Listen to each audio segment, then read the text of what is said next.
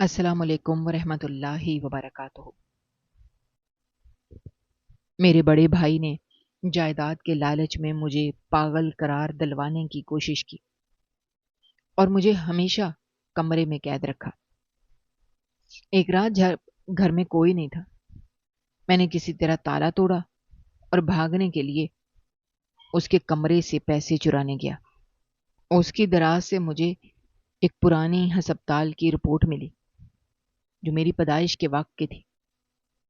اس report کے پہلے صفحے پر لکھی ہوئی سچائی پڑھ کر میری آنکھوں سے آنسو بہنے لگے اور میرا خوف شدید غصے میں بدل گیا، کیونکہ کمرے کی چار دیواری میں برسوں بند رہنے کے بعد آج میں نے ہر قیمت پر اس قید سے نکلنے کا فیصلہ کر لیا تھا۔ یہ فیصلہ اچانک نہیں ہوا تھا، بلکہ اس گھٹن بھرے ماحول میں گزرنے والے ہر دن نے میرے ارادے کو مضبوط کیا تھا۔ اس کمرے کی تاریکی اور گھٹن نے مجھے اتنے عرصے تک ایک قیدی بنا کر رکھا تھا، لیکن آج میرے اندر ایک عجیب سی طاقت پیدا ہو چکی تھی۔ میں اپنی جگہ سے اٹھا۔ میرا جسم پوری کمزوری کی وجہ سے تھوڑا سا کانپا، لیکن میں نے خود کو سہارا دیا اور اپنے ننگے پیروں کے ساتھ فرش پر چلنا شروع کیا۔ فرش کی ٹھنڈک میرے پاؤں کے تلووں سے ہوتی ہوئی میرے پورے جسم میں ایک جھرجھری سی پیدا کر رہی تھی۔ فرش پر جمی ہوئی مٹی اور دھول میرے پیروں سے چپک رہی تھی۔ میں نے اپنے قدموں کو فرش پر گھسیٹتے ہوئے چلنا شروع کیا تاکہ اندھیرے میں کسی چیز سے نہ ٹکرا جاؤں۔ میں آہستہ آہستہ چلتا ہوا اس بھاری لکڑی کے دروازے تک پہنچا جس نے مجھے اس چھوٹی سی جگہ میں قید کر رکھا تھا۔ دروازے کی لکڑی بہت پرانی اور مضبوط تھی۔ میں نے اپنا دایاں ہاتھ آگے بڑھایا اور اس کی سطح کو چھوا۔ اس پر ہاتھ پھیرنے سے اس کی کھردری سطح میری انگلیوں سے ٹکراتی تھی، جیسے وہ دراز بھی میری قید کا حصہ ہوں۔ میں نے اپنے دونوں ہاتھوں کی ہتھیلیوں کو دروازے کے بالکل درمیان میں رکھا اور اپنی پوری جسمانی طاقت جمع کر کے اس بھاری دروازے کو زور سے دھکا دیا۔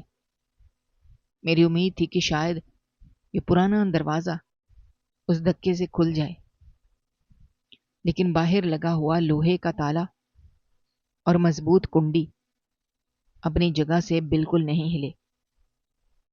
دروازے کی بوسیدہ لکڑی سے پوری طاقت سے ٹکرانے کے بعد میرے ہاتھوں اور کندھے میں ایک شدید درد اٹھا جو میری گردن تک پھیل گیا۔ میں درد کی وجہ سے تھوڑا پیچھے ہٹا اور اپنے بازوؤں کو دوسرے ہاتھ سے دبایا، لیکن میں نے ہمت ہارنے اور پیچھے ہٹنے سے انکار کر دیا۔ میں نے دوبارہ دروازے کے قریب جا کر اس کی درزوں کو ٹٹولنا شروع کیا تاکہ کمزوری کا کوئی ایک نشان مل سکے، لیکن وہ بہت مضبوطی سے بند تھا۔ کمرے میں مکمل اندھیرا تھا اور باہر سے آنے والی روشنی کا کوئی ایک راستہ نہیں تھا۔ ہوا میں ایک عجیب سی گھٹن اور سیلن کی بو پھیلی ہوئی تھی جو میرے پھیپھڑوں میں جا کر ایک بوجھ پیدا کر رہی تھی۔ ہر سانس کے ساتھ مجھے اس کمرے کی بوسیدگی کا احساس ہوتا تھا۔ میرے منہ کا ذائقہ کڑوا ہو چکا تھا اور پیاس کی وجہ سے میرا گلا سوکھ رہا تھا، لیکن اس وقت میری ترجیح صرف یہاں سے نکلنا تھا۔ میں نے فیصلہ کیا کہ مجھے اس دروازے کو توڑنے کے لیے کسی بھاری چیز کی ضرورت ہے۔ میں نے اپنے ہاتھ سے اس کمرے کی کھردری اور نم دیواروں پر پھیرے۔ دیوار کا پلستر کئی جگہوں سے اکھڑا ہوا اور وہاں سے مٹی جھڑ رہی تھی۔ میں اندھیرے میں دیوار کا سہارا لے کر ٹٹولتے ہوئے اپنے قدموں کو گنتا ہوا آہستہ آہستہ چلنے لگا۔ میری انگلیاں دیوار کی نمی اور کھردرے پن کو محسوس کر رہی تھیں۔ چلتے چلتے میں اپنی ٹوٹی ہوئی چارپائی کے پاس پہنچ گیا۔ اس چارپائی کی بناوٹ بہت پرانی تھی۔ اس کا ایک پایا کافی عرصے سے ڈھیلا ہو چکا تھا، جس کی وجہ سے چارپائی ایک طرف جھکی رہتی تھی۔ میں نے فرش پر گھٹنوں کے بل بیٹھ کر اپنے دونوں ہاتھوں سے اس لکڑی کے پائے کو مضبوطی سے پکڑا۔ لکڑی کی سطح وہاں سے چکنی ہو چکی تھی جہاں سے وہ فریم کے ساتھ جڑا ہوا تھا۔ میں نے اپنا سارا زور لگا کر اس چارپائی کے فریم سے الگ کرنے کی کوشش کی۔ لکڑی کے چرچرانے کی ہلکی سی آواز پیدا ہوئی، لیکن وہ پایا اتنی آسانی سے نکلنے والا نہیں تھا۔ میں نے اپنے ہاتھوں کی گرفت کو مزید مضبوط کیا اور اپنے قدموں کو فرش پر جما کر پوری طاقت سے اس پائے کو اپنی طرف کھینچا۔ میری انگلیوں کے جوڑ درد کرنے لگے اور میرے ماتھے پر پسینے کے قطرے ابھر آئے جو تیرتے ہوئے میری آنکھوں کے پاس آنے لگے۔ میں نے اپنے کندھے کے پٹھوں پر زور ڈالا اور جسم کا سارا وزن پیچھے کی طرف گرا دیا، لیکن میں نے ہار نہیں مانی۔ میں مسلسل اس پائے کو دائیں بائیں ہلانا شروع کیا تاکہ اس کی پکڑ کمزور ہو جائے۔ لکڑی کے درمیان والی رگڑ سے عجیب سی آوازیں آنے لگیں۔ ایسا لگ رہا تھا جیسے چارپائی کا فریم کسی بھی وقت ٹوٹ جائے گا۔ میری ہتھیلیوں میں پسینہ آ چکا تھا، جس کی وجہ سے گرفت پھسل رہی تھی۔ میں نے اپنے ہاتھ کپڑوں سے صاف کیے اور دوبارہ اس پائے کو پکڑ کر پوری طاقت سے کھینچا۔ بلاخر چند لمحوں کی مسلسل جسمانی جدوجہد کے بعد وہ بھاری پایا چارپائی سے الگ ہو کر میرے ہاتھوں میں آ گیا۔ اس جھٹکے کی وجہ سے میں پیچھے کی طرف فرش پر گر پڑا، لیکن میں نے پائے کو ہاتھ سے نہیں چھوٹنے دیا۔ یہ لکڑی کا ٹکڑا کافی وزنی تھا اور اس پر کئی جگہوں پر کھردرے نشانات اور کیلوں کے ابھار تھے، جن کی وجہ سے میری ہتھیلیوں میں چبھن محسوس ہو رہی تھی۔ میں اس بھاری پائے کو لے کر اٹھ کھڑا ہوا اور اس کے وزن کو اپنے ہاتھوں میں تولنے لگا۔ یہ اتنا بھاری ضرور تھا کہ اس سے لوہے کی کنڈی کو توڑا جا سکے۔ میں اس پائے کو لے کر اندھیرے میں دوبارہ دروازے کی طرف بڑھا۔ میرے قدموں کی آہٹ خاموش کمرے میں گونج رہی تھی۔ میں دروازے کے بالکل سامنے کھڑا ہو گیا۔ میں نے ایک لمحے کے لیے رک کر باہر کی آہٹ سننے کی کوشش کی۔ میں نے اپنا دایاں کان دروازے کی لکڑی کے ساتھ لگایا اور اپنی سانسیں روک لی تاکہ کوئی بھی باریک سی آواز بھی سن سکوں۔ میرا دل اتنی زور سے دھڑک رہا تھا کہ مجھے اپنے کانوں میں اس کی دھڑکن محسوس ہو رہی تھی۔ باہر مکمل خاموشی چھائی ہوئی تھی اور دور دور تک کسی انسان کے قدموں یا بولنے کی کوئی آواز نہیں آ رہی تھی۔ مجھے مکمل یقین تھا کہ وہ ظالم شخص جس نے مجھے یہاں قید کیا ہے اس وقت گھر پر موجود نہیں ہے، اور یہ میری آزادی حاصل کرنے کا سب سے بہترین موقع ہے۔ میں نے لکڑی کے اس پائے کو دونوں ہاتھوں میں مضبوطی سے تھاما اور اپنے پیروں کو فرش پر تھوڑے فاصلے پر جما کر ایک مضبوط رخ اختیار کیا تاکہ دھکا لگنے پر میں پیچھے نہ گر جاؤں۔ میں نے اس بھاری لکڑی کو اپنے کاندھے کے اوپر ہوا میں بلند کیا۔ میرے بازو کے پٹھے تن گئے۔ میں نے اسے پوری طاقت کے ساتھ دروازے کی لوہے والی کنڈی کی جگہ پر دے مارا۔ لکڑی اور لوہے کے ٹکرانے سے ایک بے حد زوردار آواز پیدا ہوئی جو اس خاموش رات میں بہت واضح اور گونجدار تھی۔ اس ٹکراؤ کی وجہ سے میرے ہاتھوں میں ایک زوردار جھٹکا محسوس ہوا جو میری کلائیوں سے ہوتا ہوا میرے بازوں اور پھر میرے کندھوں تک گیا۔ مجھے ایسا لگا جیسے میری ہڈیاں جھنجھنا اٹھی ہیں۔ لکڑی کی کھردری سطح میری ہتھیلی کو چھیل رہی تھی، لیکن میں رکا نہیں۔ میری آزادی اس دروازے کے ٹوٹنے پر منحصر تھی۔ میں نے لگاتار دوسری اور پھر تیسری ضرب لگائی۔ ہر ضرب کے ساتھ میرا زور بڑھتا جا رہا تھا اور میری سانسیں تیزی سے چل رہی تھیں۔ میرے ماتھے پر پسینے کے قطرے واضح ہو چکے تھے جو بہہ کر میری گردن تک جا رہے تھے۔ میرے جسم میں گرمی پیدا ہو گئی تھی۔ دروازے پر لگی ہوئی پرانی کنڈی جس پر برسوں کا زنگ لگ چکا تھا میری مسلسل اور زوردار ضربوں کی تاب نہ لا سکی۔ لکڑی کے باریک ٹکڑے اڑنے لگے، کنڈی کے آس پاس کی جگہ چھلنی ہونے لگی، اس کے بیچ دیوار میں لکڑی کی گرفت سے ڈیلے پڑنے لگے۔ میں نے اندھیرے میں آنکھیں پھاڑ کر دیکھا۔ کنڈی کا ایک حصہ دروازے سے الگ ہو کر باہر کی طرف نکل آیا ہے۔ میں نے ایک لمبا سانس لیا، اپنے پھیپھڑوں کو تازہ ہوا سے بھر لیا۔ میں نے اپنی تمام تر بچی کھچی جسمانی طاقت کو اکٹھا کیا اور لکڑی کے اس پائے کو پہلے سے بھی زیادہ زور سے پکڑا۔ میں نے ایک آخری اور بھرپور وار سیدھا کنڈی والے حصے پر کیا۔ میری ساری نفرت اور غصہ اس ایک وار میں شامل تھا۔ اس بار لوہے کی کنڈی اپنے بچے ہوئے پیچوں سمیت لکڑی کو پھاڑتی ہوئی اکھڑ گئی اور ایک بھاری کنڈی اور زنجیر کے گرنے کی تیز آواز کے ساتھ باہر فرش پر گر پڑی۔ اس آواز نے پورے گھر کی خاموشی کو چیر کر رکھ دیا۔ میرے ہاتھوں میں تھکاوٹ اور لگاتار بے حد زور لگانے کی وجہ سے شدید کپکپاہٹ طاری تھی۔ میرا پورا جسم پسینے سے بھیگ چکا تھا۔ میں نے اپنا لکڑی کا ہتھیار وہیں اپنے قدموں کے پاس فرش پر پھینک دیا۔ لکڑی کے فرش پر گرنے سے ایک آہٹ ہوئی۔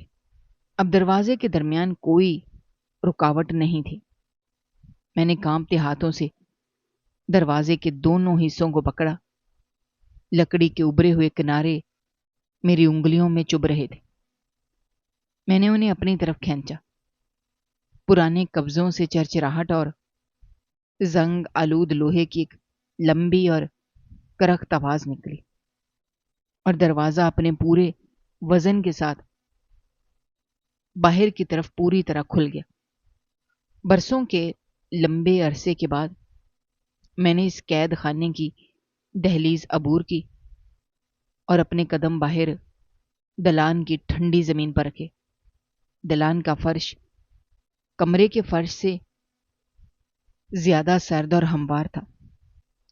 دلان میں پھیلی ہوئی تازی ہوا کا پہلا جھونکا جب میرے چہرے اور بازوں سے ٹکرایا تو میں نے ایک لمبی سانس لی جس میں آزادی اور کھلی فضا کا احساس تھا۔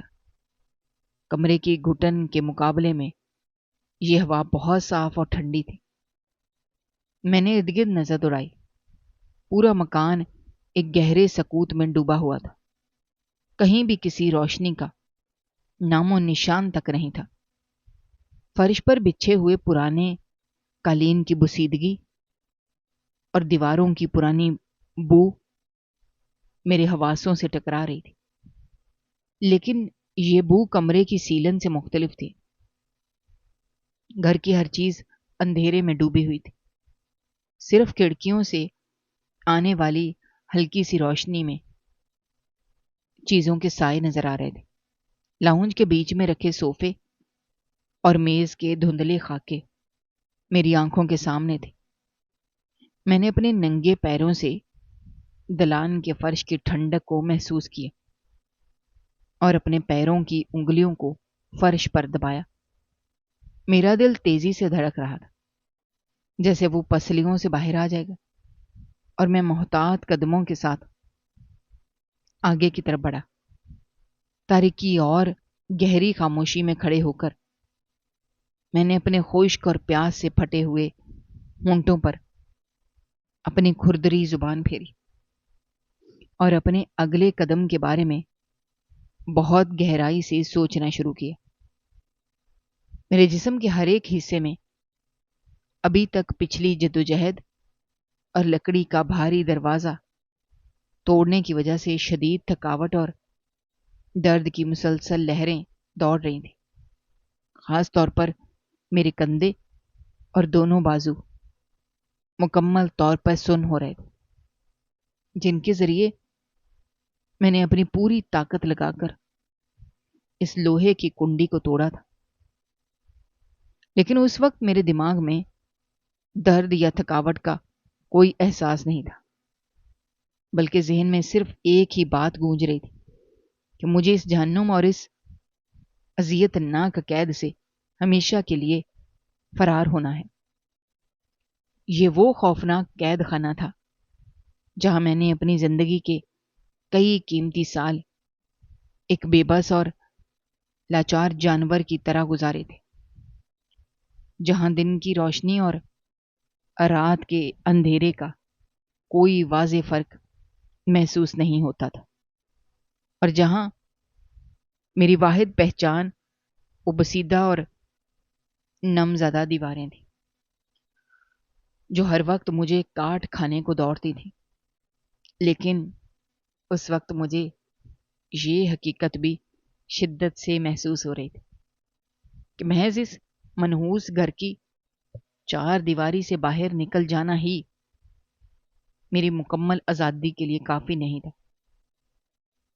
میرے پاس نہ تو رات کی سردی سے بچنے کے لیے پہننے کے واسطے کوئی ڈھنگ کا لباس تھا، اور نہ ہی میری جیب میں ایک بھی سکہ موجود تھا۔ میرا پرانا لباس کئی جگہوں سے بری طرح پھٹ چکا تھا، اور اس پر سالوں کی مٹی اور پسینے کی بدبودار تہیں جمی ہوئی تھیں۔ میں یہ بات بہت اچھی طرح جانتا تھا۔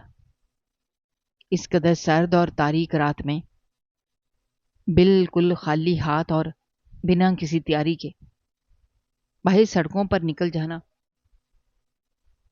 موت کو خود اپنے ہاتھوں سے دعوت دینے کے مترادف تھا۔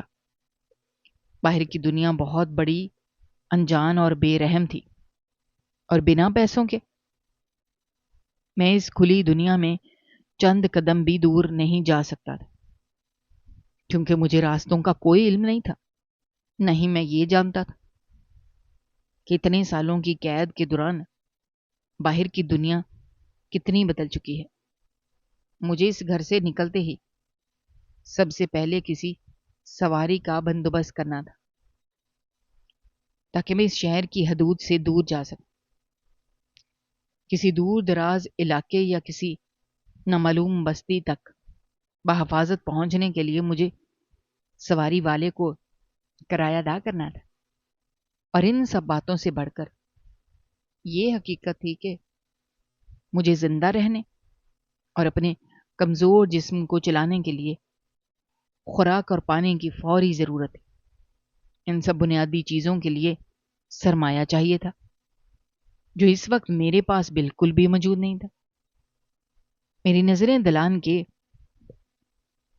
اندھیرے کو چیرتی ہوئی اس پار اس بڑے اور بھاری لکڑی کے دروازے کی طرف اٹھی، جو اس بڑے گھر کا سب سے شاندار اور پرتعیش حصے میں واقع تھا۔ یہ میرے اس ظالم اور دھوکے باز بڑے بھائی کا کمرہ تھا، جس نے محض اپنی ہوس اور خاندانی جائیداد کی لالچ میں میری ہستی کھیلتی زندگی کو اس تاریک اور بھیانک غار میں دھکیل دیا تھا۔ میرے دل میں اس کمرے کے بند دروازے کی طرف دیکھتے ہی ایک عجیب سی الجھن اور ایک بہت گہرا خوف پیدا ہوا۔ یہ خوف ان پرانی سزاؤں اور جسمانی اذیتوں کا تھا جو مجھے اس گھر میں ذرا سی بھی بغاوت کرنے پر دی جاتی تھی، لیکن میری موجودہ حالت اور فوری ضرورت نے میرے اس پرانے خوف کو سختی سے دبا دیا۔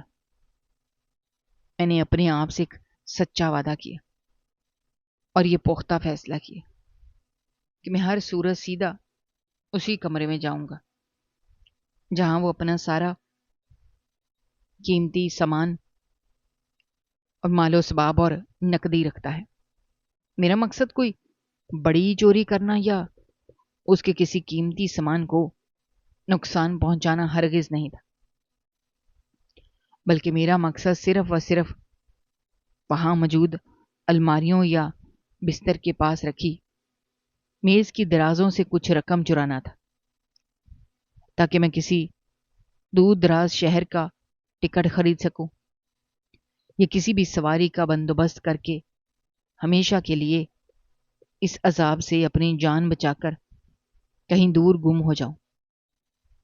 میں نے دلان کی خاموشی میں ایک گہری سانس لی، جس سے میرے کمزور سینے میں ہلکا سا درد محسوس ہوا، اور میں نے ننگے پیروں کو دلان کی سرد اور کھردرے فرش پر آگے کی طرف بڑھایا۔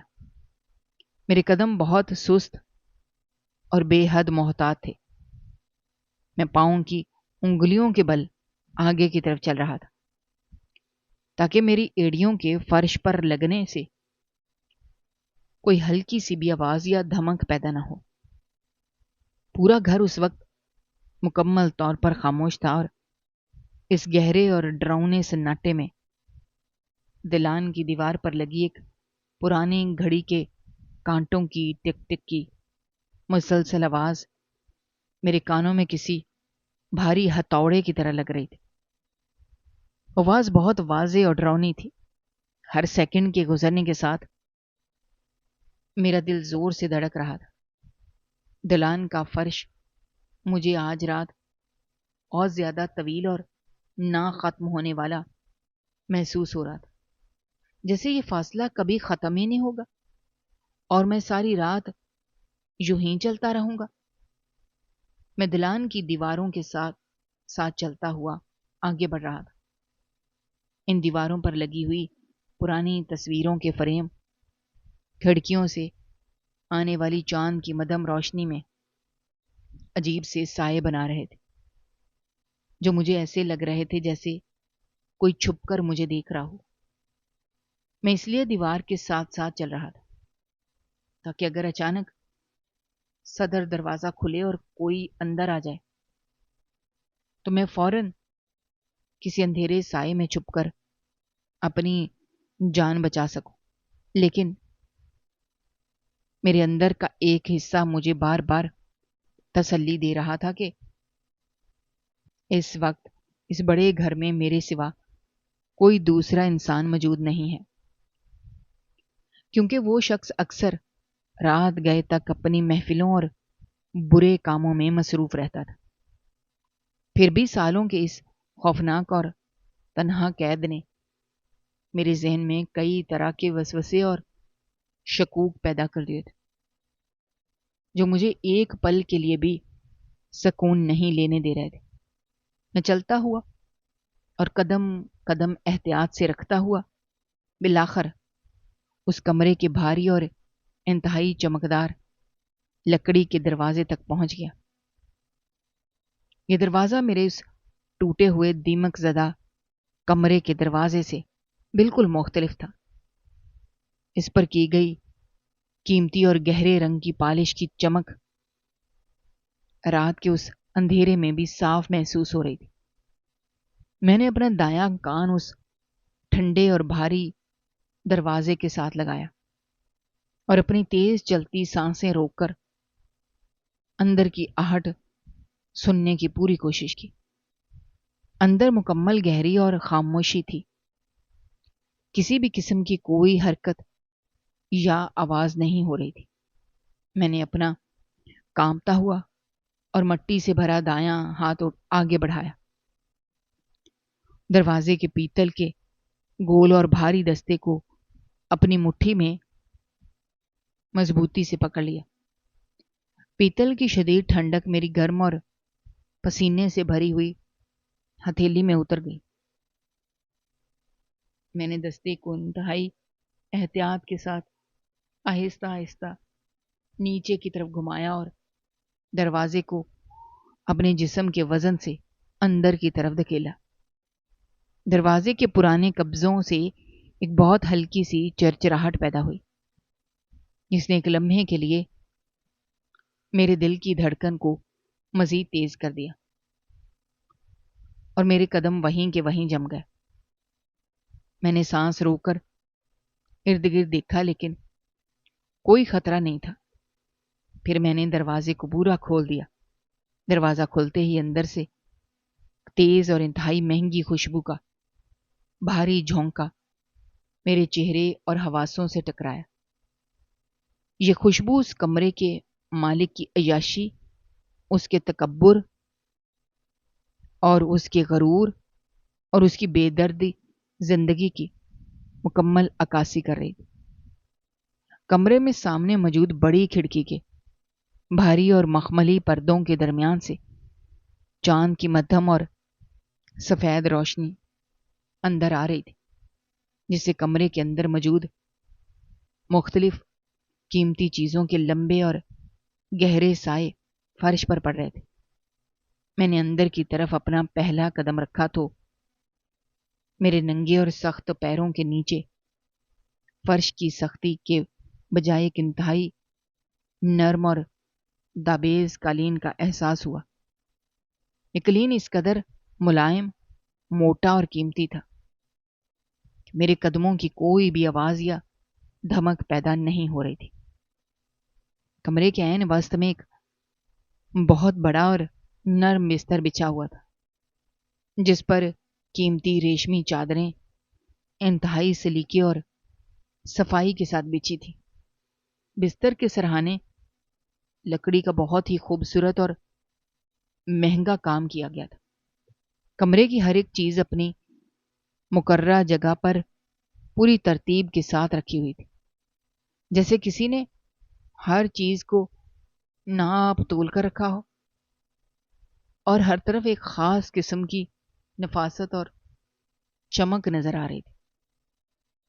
یہ نفاست اور شان و شوکت میرے اس بسیدہ، بدبودار اور تاریک کمرے کی بدصورتی کا سیدھا سیدھا منہ چڑھا رہی تھی، جہاں میں نے اپنی زندگی کا ایک طویل اور تاریک حصہ ننگے فرش پر سردی اور گرمی برداشت کرتے ہوئے گزارا تھا۔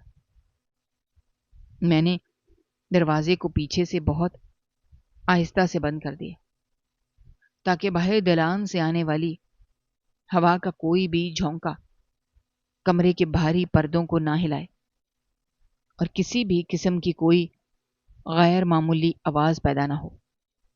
میرا سارا دھیان اور میری پوری توجہ صرف ان پیسوں پر مرکوز تھی جو مجھے آج رات یہاں سے نکالنے میں میری واحد مدد کر سکتے تھے۔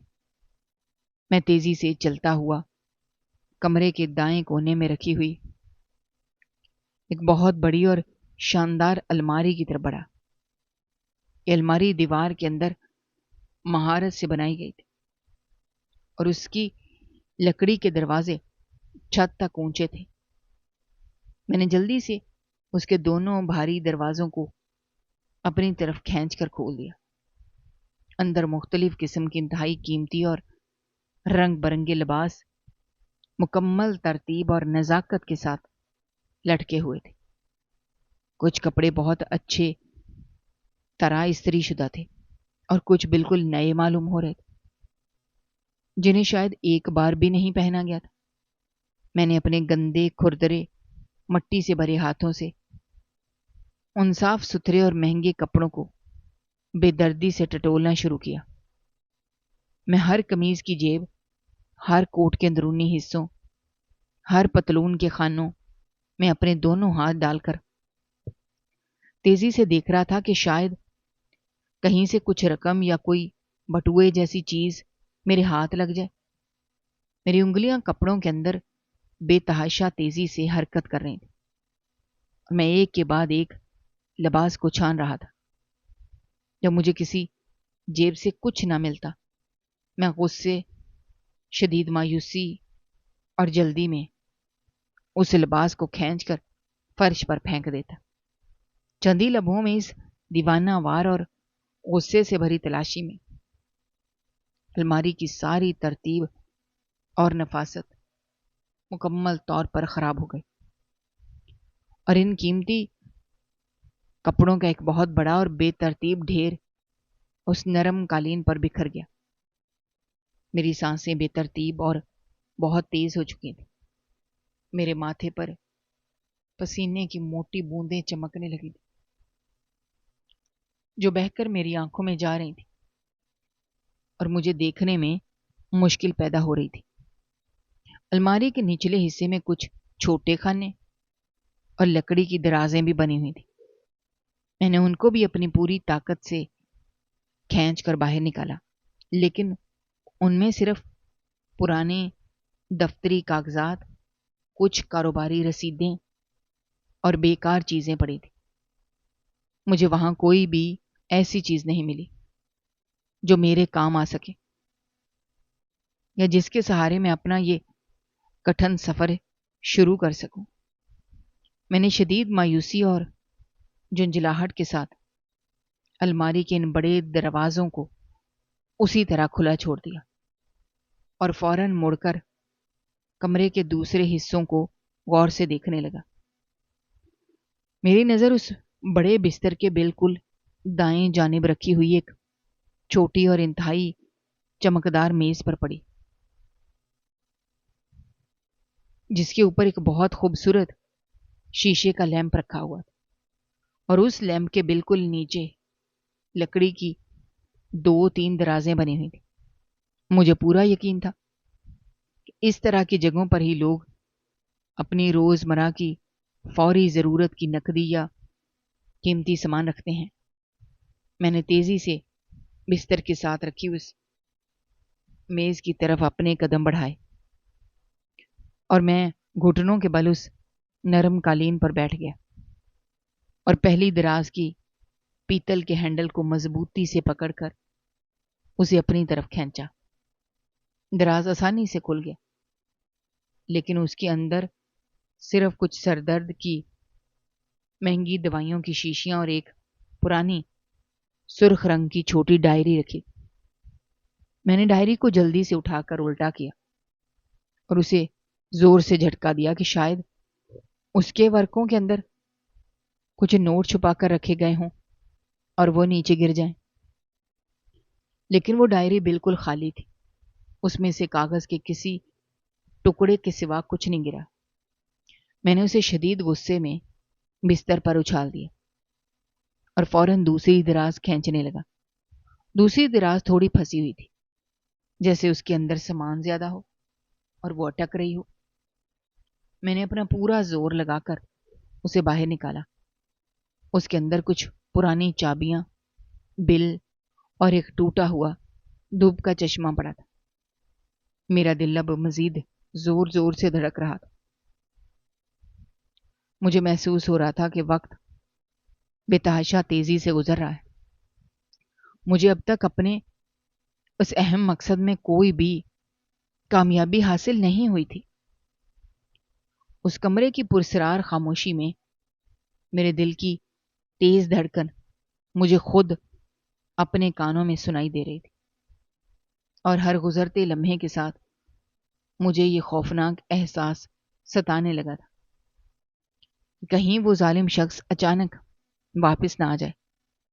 अगर उसने मुझे अपने कमरे में इस हालत में और बिखरे हुए सामान के साथ देख लिया, वो मुझे हरगिज़ जिंदा नहीं छोड़ेगा और मेरी आज़ादी का ये ख्वाब जो मैंने बरसों से अपनी जागती आंखों से देखा था, हमेशा के लिए अधूरा रह जाएगा।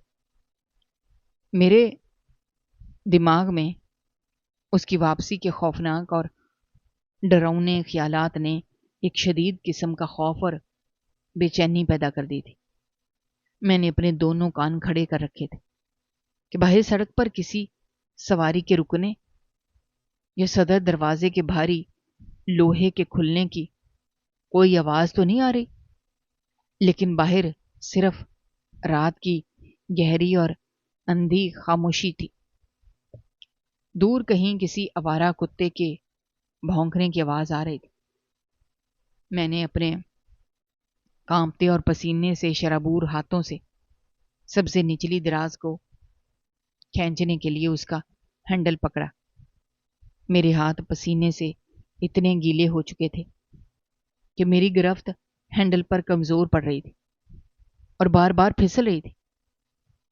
میں نے اپنے پرانے اور گندے کپڑوں سے اپنے دونوں ہاتھ رگڑ کر صاف کیے اور دوبارہ پوری طاقت جمع کر کے دراز کو اپنی طرف کھینچا۔ اس بار دراز لکڑی کی ہلکی رگڑ کے آواز کے ساتھ ایک جھٹکے سے باہر آ گئی اور میں ہر دراز کو بےتابی اور دیوانگی اور پاگل پن کی حد تک چھان رہا تھا۔ میری انگلیاں دراز کے ہر کونے اور ہر حصے میں تیزی سے گھوم رہی تھی۔ میری آنکھیں کمرے کے اس مدھم اندھیرے کی پوری طرح عادی ہو چکی تھیں، لیکن پھر بھی میں ہر ایک چیز کو اپنے ہاتھوں سے غور سے ٹٹول رہا تھا۔ میری ساری امیدیں اب صرف اور صرف اس ایک دراز پر مرکوز تھیں۔ میری حالت اس وقت بالکل اس پیاسے اور بے بس انسان جیسی تھی جو تپتے ہوئے صحرا میں پانی کے ایک قطرے کے لیے تڑپ رہا ہو۔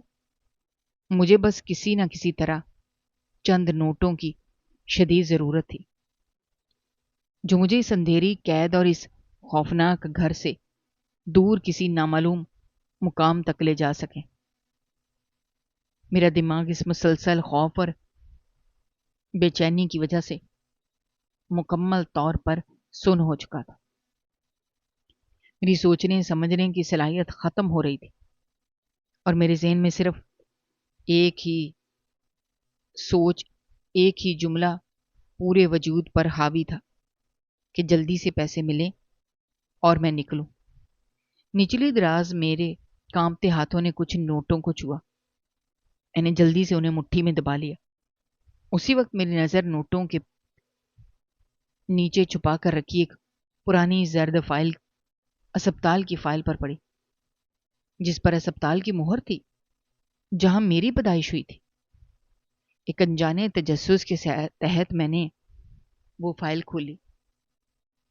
اس کے پہلے صفحے پر میرے والدین کے نام کے ساتھ میری پیدائش کی تفصیلات درج تھیں۔ وہ تحریر پڑھتے ہی میری ہاتھ کانپنے لگے، آنکھوں سے آنسو گرنے لگے اور میرا پرانا خوف غصے میں بدلتا چلا گیا۔ میں پچھلے کئی سالوں سے ایک پاگل اور ذہنی مریض کی حیثیت سے کھڑا تھا۔ میری آنکھیں اس بوسیدہ کاغذ پر لگی ہوئی تھیں، لکھی ہوئی ایک سطر کو یوں گھور رہی تھی جیسے وہ کوئی عام سی تحریر نہ ہو، بلکہ میری زندگی کا وہ گمشدہ حصہ ہو جسے مجھ سے بڑی بے رحمی کے ساتھ چھین لیا گیا تھا۔ اس صفحے پر قانونی کاغذات اور میڈیکل رپورٹ کا ایک پورا پلندہ نتھی تھا، جن پر سرکاری مہریں اور پرانے دستخط موجود تھے۔ ان کاغذات کی عبارت بڑی واضح اور دو ٹوک تھی، جس میں صاف لکھا تھا کہ میرے والدین نے میرے اس نام نہاد بڑے بھائی کو اپنا سگا بیٹا نہیں بلکہ کسی دور کے غریب اور لاوارث رشتہ دار سے محض ترس کھا کر گود لیا تھا۔ اس شخص کی رگوں میں ہمارا خون تو کیا، ہمارے خاندان کا ایک قطرہ بھی شامل نہیں تھا۔ وہ کوئی وارث نہیں تھا، نہ ہی اس گھر اور اس جائیداد اور اس خاندانی نام پر کوئی حق تھا، بلکہ میں اس گھرانے کا اکلوتا سگا بیٹا تھا اور ان تمام بے پناہ زمینوں، جائیدادوں اور دولت کا واحد قانونی اور پیدائشی وارث تھا۔ یہ وہ سچ تھا جس نے میرے دماغ میں برسوں سے چھائے ہوئے پاگل پن کے دھندلکے کو ایک سیکنڈ میں اڑا کر رکھ دیا۔ مجھے اچانک وہ سب کچھ یاد آنے لگا جب میرے والدین کی ناگہانی موت کے بعد اس شخص نے کیسے آہستہ آہستہ پورے گھر پر اپنا کنٹرول جمایا تھا، کیسے اس نے مجھے میرے ہی گھر میں تنہا کرنا شروع کر دیا تھا، اور کیسے اس نے رشتہ داروں اور جاننے والوں میں یہ جھوٹی افواہ پھیلائی تھی کہ میرے والدین کے غم نے میرے دماغ پر گہرا اثر کیا ہے اور میں اپنا ذہنی توازن مکمل طور پر کھو بیٹھا ہوں۔ اس نے میری ساری جائیداد ہڑپ کرنے کے لیے مجھے پاگل مشہور کر دیا تھا اور ساری عمر مجھے ایک تاریک اور سیلن زدہ کمرے میں قیدی بنا کر رکھا تھا۔ اس کے ان تمام ڈاکٹروں کو بھاری رشوتیں دے کر خریدا تھا جو مجھے دیکھنے آتے تھے اور مجھے ایسی تیز اور خطرناک دوائیاں دیتے تھے جن سے میرا دماغ ہر وقت سن رہتا تھا اور میں کچھ بھی سوچنے یا سمجھنے کی صلاحیت سے مکمل طور پر محروم ہو جاتا تھا۔ مجھے یاد آیا کہ کیسے وہ مجھے زبردستی وہ کڑوی گولیاں کھلاتا تھا اور جب میں انکار کرتا تھا تو مجھے کئی کئی دن تک بھوکا پیاسا اس اندھیرے کمرے میں اکیلا بند کر دیا جاتا تھا۔ وہ سب دوائیاں میرے علاج کے لیے نہیں بلکہ مجھے مستقل طور پر کمزور اور ذہنی معذور رکھنے کے لیے تھیں تاکہ میں کبھی بھی اپنے حق کے لیے کھڑا نہ ہو سکوں اور وہ اطمینان سے میری دولت پر عیاشی کرتا رہے۔ یہ ساری حقیقت میرے سامنے کھلی کتاب کی طرح آ چکی تھی اور اس سچائی نے میرے اندر کے اس ڈرے سہمے اور بھاگنے کی کوشش کرنے والے کمزور قیدی کو ہمیشہ کے لیے مار دیا تھا۔ میرا جسم جو کچھ دیر پہلے ایک کمزوری اور تھکاوٹ سے کانپ رہا تھا اب ایک عجیب سی طاقت اور تبش سے بھر گیا تھا۔ میرے ہاتھ جو اس فائل کو پکڑے ہوئے لرز رہے تھے اب بالکل ساکت اور مضبوط ہو چکے تھے۔ میری آنکھوں سے بہنے والے آنسو جو میری بے بسی اور خوف کی علامت تھے اب مکمل طور پر خشک ہو چکے تھے۔ ان کی جگہ ایک ایسی سرخی اور دہکتی انتقامی آگ نے لے لی تھی جسے اب کوئی بھی چیز بجھا نہیں سکتی تھی۔ میں نے اس فائل کے ایک ایک صفحے کو دوبارہ انتہائی غور سے دیکھا، پھر اسے بہت احتیاط کے ساتھ تہہ کر کے اپنی پھٹی ہوئی جیکٹ کی اندرونی جیب میں محفوظ کر لیا، کیونکہ یہ فائل صرف ایک کاغذ کا ٹکڑا نہیں تھی بلکہ یہ میری زندگی، میری شناخت اور میرے مرے ہوئے والدین کی وہ آخری امانت تھی جسے مجھ سے چھپایا گیا تھا۔ میں نے دراز میں رکھے ہوئے ان پیسوں کی طرف دیکھا جنہیں چرانے کے لیے میں اس کمرے میں آیا تھا اور جن کے سہارے میں اس گھر سے فرار ہونا چاہتا تھا، لیکن اب صورتحال مکمل طور پر بدل چکی تھی۔ اب مجھے کہیں نہیں بھاگنا تھا۔ بھاگتے وہ ہیں جو چور ہوں، جنہوں نے کوئی جرم کیا ہو۔ میں تو اس گھر کا، اس کمرے کا، اس پوری سلطنت کا اکلوتا سچا مالک تھا۔ یہ نرم قالین، یہ قیمتی فرنیچر، یہ ساری دولت میری تھی، اور وہ شخص جو خود کو میرا بڑا بھائی کہتا تھا وہ ایک غاصب اور چور تھا جس نے میری زندگی کے سب سے خوبصورت سال مجھ سے چھین لیے تھے۔ میں نے ان کرنسی نوٹوں کو وہیں دراز میں پھینک دیا، دراز کو زور سے بند کر دیا۔ میری مٹھیاں غصے کی شدت سے سختی سے بھین چکی تھی۔ میرے دانت آپس میں اتنی زور سے رگڑ کھا رہے تھے کہ میرے جبڑے میں درد ہونے لگا تھا۔ میں اس پرتعیش کمرے کے بیچوں بیچ کھڑا تھا اور اب مجھے اس کمرے کے دروازے کھلنے یا کسی کے اندر آنے کا کوئی ڈر نہیں تھا۔ میں نے کمرے کی چاروں طرف ایک حاکمانہ اور غضبناک نظر دوڑائی، پھر بھاری مضبوط قدموں کے ساتھ چلتا ہوا اس کمرے سے باہر دلان کی طرف نکل آیا۔ اب میرے قدموں میں کوئی احتیاط یا کوئی خوف نہیں تھا۔ میں جان بوجھ کر اپنے پیروں کو فرش پر زور سے مار کر چل رہا تھا۔ دلان میں پھیلا ہوا اندھیرا مجھے ڈرا نہیں رہا تھا بلکہ وہ میرا ساتھی بن چکا تھا۔ میں سیدھا چلتا ہوا اس پرانے ٹوٹے ہوئے کمرے کی طرف گیا جسے میں نے کچھ دیر پہلے توڑا تھا۔ وہاں فرش پر لکڑی کا وہ بھاری اور مضبوط پایا پڑا ہوا تھا जिसे मैंने दरवाजे की लोहे वाली कुंडी तोड़ी थी। मैंने झुककर उस लकड़ी के पाए को अपने दाएं हाथ में उठा लिया। उसका वजन और उसकी खुरदरी सतह मुझे बहुत सुकून दे रही थी। ये मेरा हथियार था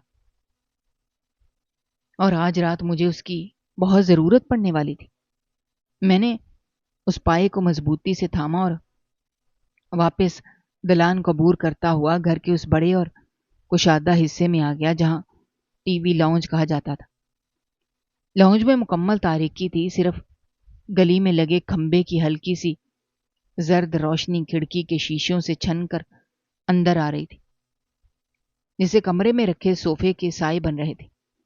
मैं जाकर बिल्कुल सामने वाले बड़े गहरे सोफे पर बैठ गया, जिसका रुख सीधा घर के मरकजी बड़े लोहे के दरवाजे की तरफ था।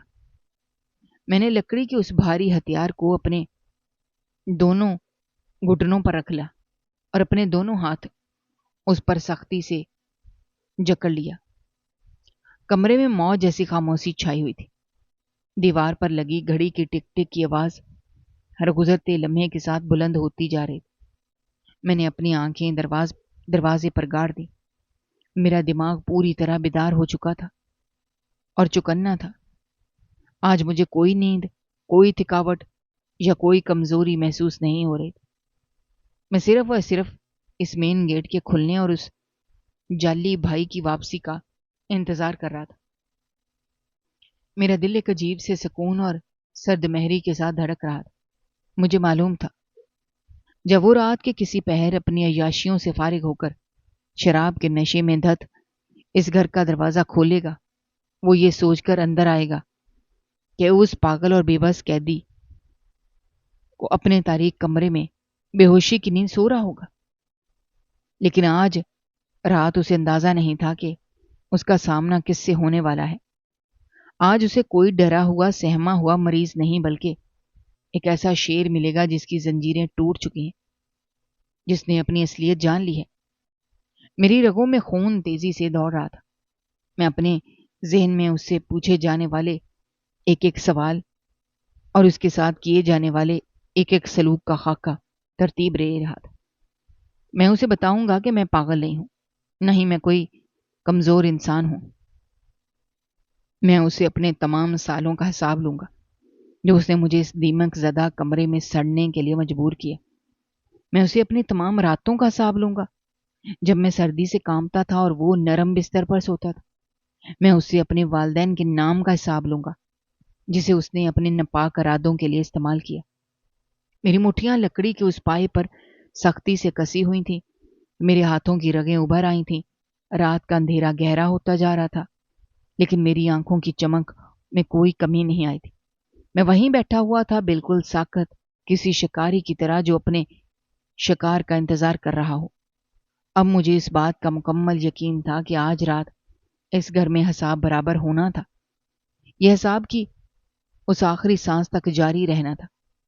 आज की रात उसकी जिंदगी की आखिरी रात और मेरी जिंदगी की पहली रात साबित होने वाली थी। और यही मेरा हतमी फैसला था जिसे मुझे कोई दुनिया की ताकत नहीं रोक सकती थी। मैं लाउंज के गहरे अंधेरे में सोफे पर बैठा मसलसल उस लम्हे के बारे में सोच रहा था जब पहली बार उसने मुझे उस तारीक कमरे में धक्का देकर बाहर से ताला लगाया था। मुझे आज भी याद है कि उस दिन मैं कितना रोया था। मैंने दरवाजे को कितनी बार अपने छोटे कमजोर हाथों से पीटा था और उसे दुहाइयां दी थी कि मुझे बाहर निकाले, लेकिन उसने मेरी एक नहीं सुनी। उल्टा नौकरों को हुक्म दिया कि मेरी आवाज किसी को सुनाई ना दे। वो दिन और आज की ये रात, इन दोनों के दरमियान मेरी जिंदगी के कितने कीमती साल एक गहरी खाई में गिरकर जाया हो चुके थे। मैंने अपनी जवानी के वो तमाम दिन जो मुझे खुली हवा में सांस लेते हुए दोस्तों के साथ हंसते खेलते अपने खानदान का नाम रोशन करते हुए गुजारने चाहिए थे, वो मैंने उस सीलन ज़दा फर्श पर पड़े पड़े गुजार दिए। इन तमाम सालों में उस शख्स ने मेरे नाम की जायदाद से खूब फायदा उठाया। उसने मेरे बाप के बनाए कारोबार को अपने नाम किया।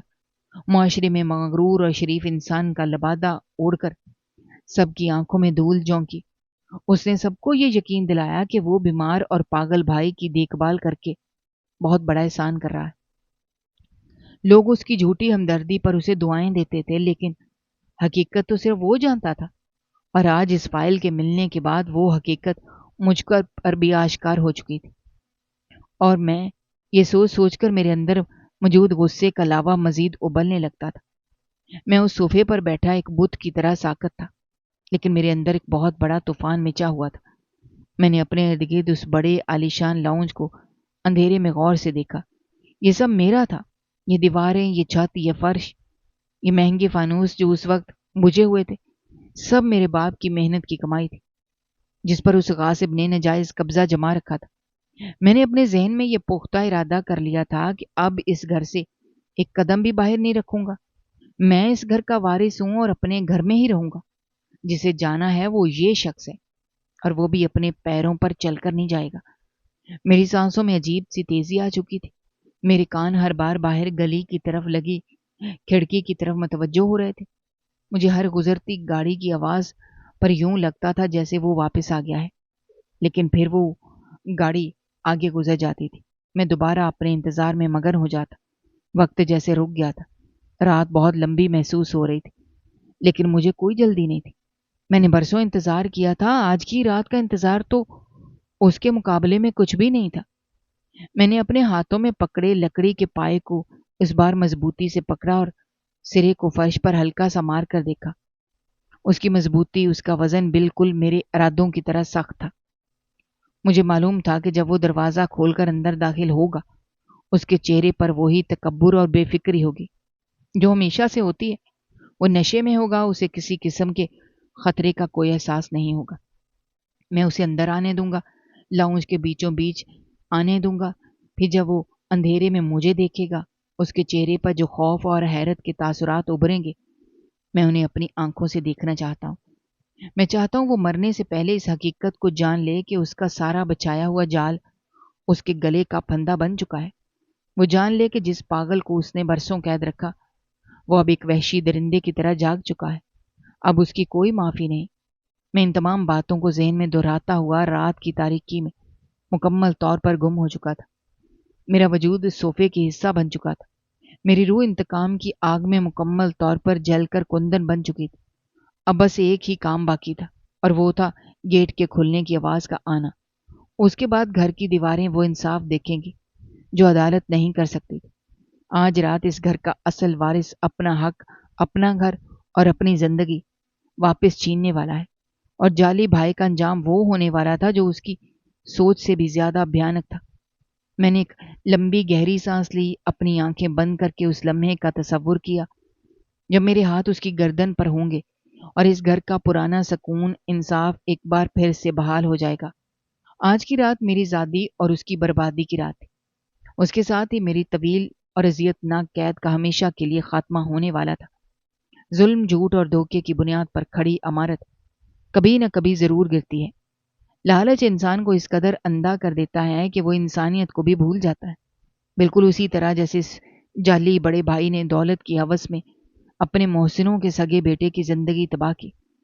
اس نے سوچا وہ پیسے اور سازش کے بل بوتے پر سچ کو ہمیشہ کے لیے دبا دے گا، لیکن قدرت کا اپنا ایک انصاف ہوتا ہے۔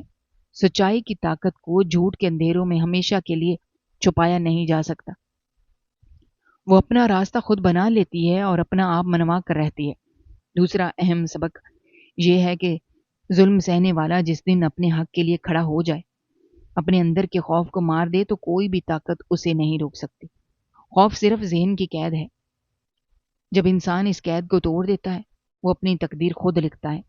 ظالم کا انجام ہمیشہ برا ہوتا ہے اور اسے سزا ضرور ملتی ہے۔ سچائی ہمیشہ ظالم کو مٹاتی ہے۔ دوستو، ہماری آج کی یہ کہانی آپ کو کیسی لگی؟ کمنٹ باکس میں اپنی رائے کا اظہار کرنا مت بھولیے گا، اور اگر آپ ہمارے چینل پر نئے ہیں تو چینل کو سبسکرائب کرنا بھی مت بھولیے گا۔ شکریہ۔ اللہ حافظ۔